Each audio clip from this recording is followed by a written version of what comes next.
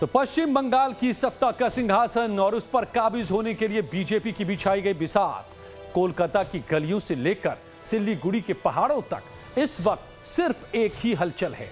2026 का वो संग्राम जिसके लिए बीजेपी ने अपने सबसे बड़े योद्धा प्रधानमंत्री नरेंद्र मोदी को मैदान में उतार दिया है। तो आज पीएम ने एक बड़ी चिट्ठी भी लिख दी। बीजेपी के दिग्गजों के दौरों और हजारों करोड़ की सौगातों के बीच अब एक ऐसी चीज सामने आ गई है जिसने बंगाल की सियासत में इमोशनल कार्ड खेल दिया है। पीएम मोदी ने बंगाल की जनता के नाम एक बेहद भावुक पत्र लिखा है और इस पत्र की शुरुआत ही जय मां काली और मेरे प्यारे बंगाल वासियों के संबोधन के साथ होती है। ये सिर्फ एक खत नहीं बल्कि बंगाल के उस भद्र लोक को साधने की कोशिश है जो बदलाव की आहट महसूस कर रहा है। प्रधानमंत्री अपने पत्र में लिखते हैं कि कुछ ही महीनों में बंगाल का भाग्य तय होने वाला है। वो बड़े ही व्यथित मन से कहते हैं कि सोनार बंगला का सपना देखने वाला हर युवा और बुजुर्ग आज पीड़ा में है। पीएम ने सीधे तौर पर ममता सरकार पर प्रहार करते हुए इसे कुशासन और तुष्टीकरण का दौर बता दिया है। तो पीएम ने अपने पत्र में क्या लिखा है, अब इसको गौर से देखिए और समझिए भी इसके मायने क्या है। लिखा है कि अब बस कुछ ही महीनों में पश्चिम बंगाल का भाग्य सुनिश्चित हो जाएगा।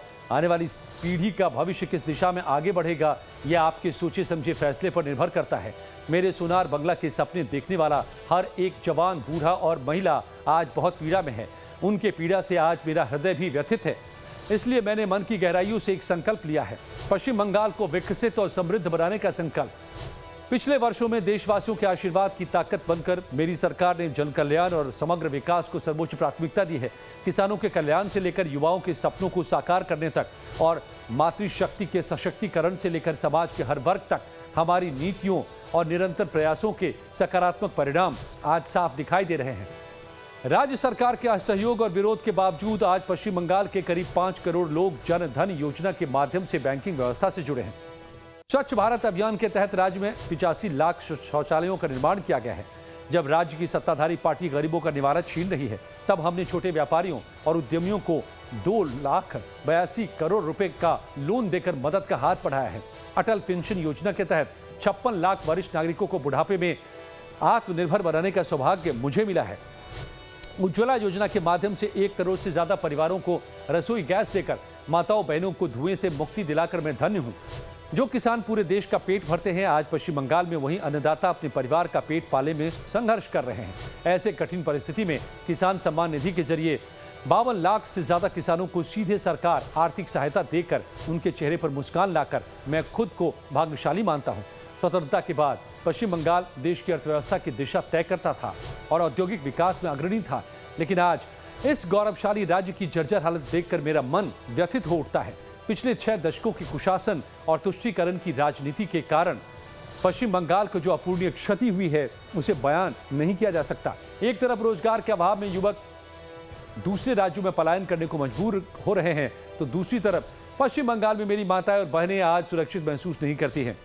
स्वामी विवेकानंद और ऋषि अरविंद ने आज जिस बंगाल का सपना देखा था, आज वो वोट बैंक संकीर्ण राजनीति, हिंसा और अराजकता में अकड़ा हुआ है और ये हम सब के लिए अत्यंत पीड़ादायक है। पश्चिम बंगाल की धरती के सपूत नेताजी सुभाष चंद्र बोस की आज़ादी के ललकार ने कभी पूरे देश को प्रेरित किया था, आज उनकी ही पवित्र भूमि और अवैध घुसपैठ और महिलाओं के खिलाफ हिंसा से कलंकित है। कविवर रविंद्रनाथ ठाकुर का सोनार बंगला पर नकली वोटर हावी हो रहे हैं। अराजकता के अंधेरे में डूबते पश्चिम बंगाल को देखकर आज पूरा देश चिंतित है, लेकिन कब तक हम चुपचाप सब सहते रहेंगे। अब परिवर्तन अनिवार्य है। देश के कई राज्यों में आज जीवन स्तर बेहतर हुआ है, गरीबों के चेहरे पर मुस्कान आई है, आयुष्मान भारत के स्वास्थ्य सुरक्षा मिली है, युवाओं को रोजगार मिला है, महिलाओं की सुरक्षा सुनिश्चित हुई है। तो पश्चिम बंगाल भी इस विकास और प्रगति का पूरा हकदार है। मेरे प्रिय पश्चिम बंगाल वासियों, आप सभी से मेरी विनम्र अनुरोध है कि आप भी इस विकास यात्रा में शामिल हों। आपकी सेवा का अवसर मिलने की मैं बेसब्री से प्रतीक्षा कर रहा हूं। एक ऐसा अवसर जहां मन भयमुक्त होगा, मस्तक ऊंचा होगा, भ्रष्टाचार और कुशासन से मुक्ति मिले, माताओं बहनों की सुरक्षा सुनिश्चित हो, हमारे बच्चों को रोजगार की तलाश में दूसरे राज्यों में न जाना पड़े, बंगाल की संस्कृति अपना खोया हुआ गौरव वापस लाए। धार्मिक हिंसा के शिकार हमारे शरणार्थी भाई बहनों को सीए के माध्यम से नागरिकता मिले और मेरा पश्चिम बंगाल अवैध घुसपैठ से मुक्त होकर सुशासन की राह पर आगे बढ़े। भारत माता के वीर सपूत डॉक्टर श्यामा प्रसाद मुखर्जी की अथक प्रयासों से ही आज पश्चिम बंगाल भारत का एक अभिन्न अंग है। आइए उनके सपनों के पश्चिम बंगाल को फिर से जिंदा करें और कंधे से कंधा मिलाकर 2026 में विकसित पश्चिम बंगाल बनाने की शपथ लें।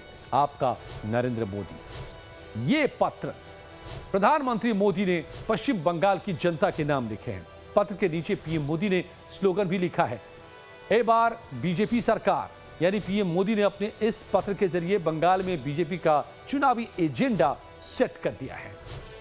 तो बीजेपी बंगाल को फिर से सोनार बंगला बनाने की कस्में खा रही है। किसानों, युवा, मातृशक्ति, बुजुर्ग पर फोकस करने के साथ ही छोटे व्यापारियों, उद्यमियों पर पार्टी चुनाव में फोकस करेगी। इसके साथ ही बंगाल में तुष्टीकरण की राजनीति, घुसपैठ, महिला सुरक्षा, पलायन, बेरोजगारी, गरीबी, भयमुक्त, भ्रष्टाचार और कुशासन से मुक्ति का नारा बीजेपी चुनाव में जोर शोर से बुलंद करेगी। बंगाल में धार्मिक हिंसा का मुद्दा और सीए के जरिए ममता बनर्जी सरकार को बीजेपी के घेरने का प्लान भी है। बीजेपी के लिए बंगाल में परिवर्तन जरूरी है। विकास यात्रा में बंगाल के लोग शामिल करने के साथ ही 2026 में विकसित पश्चिम बंगाल पर चुनाव के दौरान बीजेपी पूरा जोर भी देगी।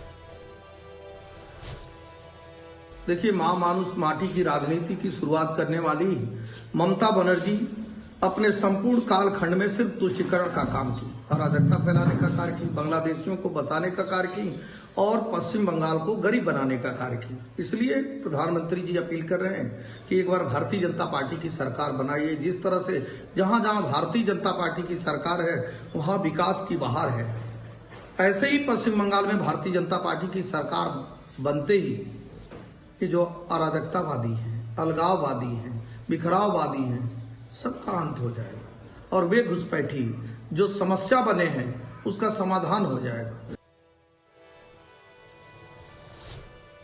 तो बंगाल के लोगों को पीएम मोदी के पत्र लिखने पर सियासत होना लाजमी है और बंगाल में सियासत भी शुरू हो गई है। टीएमसी ने पीएम मोदी के पत्र पर तंज किया है। कहा है कि पीएम अपने लेटर में वोट मांग रहे हैं, लेकिन ये लिखना भूल गए कि क्या वे बंगाल के लोगों को उनका बकाया पैसा देंगे। वहीं बंगाल कांग्रेस अध्यक्ष शुभंकर सरकार ने आरोप लगाया कि पीएम मोदी पोलराइजेशन कर चुनाव जीतना चाहते हैं। बंगाल को लेकर पीएम मोदी और गृह मंत्री अमित शाह के बोल अलग अलग हैं। हाँ, उन्होंने एक चिट्ठी दी है और बंगाल के लोगों को इमोशनली ब्लैकमेल करने की कोशिश, एक प्रयास है। लेकिन बंगाल जो सवाल कर रही हैं इसका जवाब अभी भी बंगाल की जनता को नहीं मिली और बंगाल समझ नहीं पा रही है कि आप किस अधिकार से और किस हक से आके यहाँ वोट की मांग कर रहे हैं या ये चिट्ठी लिख रहे हैं। क्योंकि बंगाल की जनता जानती है कि अब तक 2 लाख करोड़ रुपया जो बंगाल सरकार को मिलना चाहिए, तृणमूल कांग्रेस की ममता बनर्जी के सरकार को मिलनी चाहिए, वो अब तक नहीं दी गई। Just I am telling one thing, who is right or who is wrong? Modi is right or Amit Shah is wrong? When Amit Shah visiting Bengal, Amit Shah is saying Congress tenure was good compared with the TMC tenure. And Narendra Modi is saying that is separate way.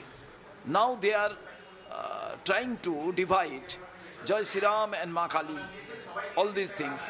But always we consider, we respect Ma Kali and Jai Shri Ram, both of them. So I think Modi again try to create a communal, destroy the communal harmony and try to create any riot. तो PM Modi ने बंगाल की जनता को चुनाव में साधने के लिए 2 महीने के भीतर हजारों करोड़ की योजनाओं की सौगात भी दी है। 17 जनवरी को पीएम ने हावड़ा और गुवाहाटी के बीच भारत की पहली वंदे भारत और स्लीपर ट्रेन को हरी झंडी दिखाई और 3,250 करोड़ से ज्यादा की परियोजनाओं का उद्घाटन किया। 18 जनवरी को सिंगूर में 830 करोड़ की अलग अलग विकास परियोजनाओं की आधारशिला रखी। 20 दिसंबर को नदिया जिले के राणाघाट में 3,200 करोड़ की राष्ट्रीय राजमार्ग परियोजना का उद्घाटन और शिलान्यास किया गया। तो बंगाल फतह के लिए बीजेपी और पीएम मोदी विकास के साथ ही भावनात्मक मुद्दे को लेकर चुनावी मैदान में उतरने वाली है। बंगाल चुनाव का परिणाम बताएगा कि ये भावुक अपील जो प्रधानमंत्री ने बंगाल की जनता से सीधे की है कितनी कारगर होती है।